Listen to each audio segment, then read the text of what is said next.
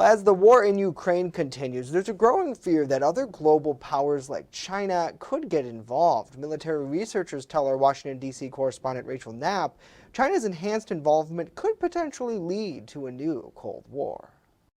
First responders and locals are picking up the pieces in the eastern Ukrainian city of Kramatorsk following a Russian strike which killed one person, according to reports. As the fighting continues and intensifies in the eastern part, Russia is trying to court other countries like China for help.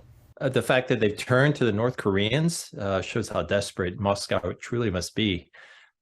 China is no doubt the most attractive potential partner for Russia. Dr. Timothy Heath's research with the RAND Corporation focuses on China and their military. The U.S. and allies have helped Ukraine with military support, sending weapons and ammo to the Ukrainians. But unlike the U.S., China has mostly stayed out of the conflict, but have helped Russia in other ways. Political support. China's government has echoed Moscow's talking points and narrative about the conflict.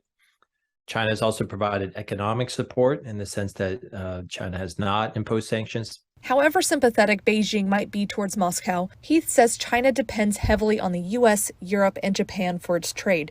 So while the possibility of an increase in China's involvement in the conflict is unlikely, Heath says if the Chinese provided weapons to Russia, I think that would result in a dramatic worsening of relations with the U.S. and Europe.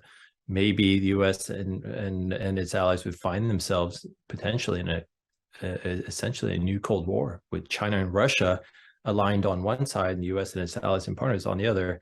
And that would move the world into a much scarier direction. At the Capitol, Rachel Knapp reporting.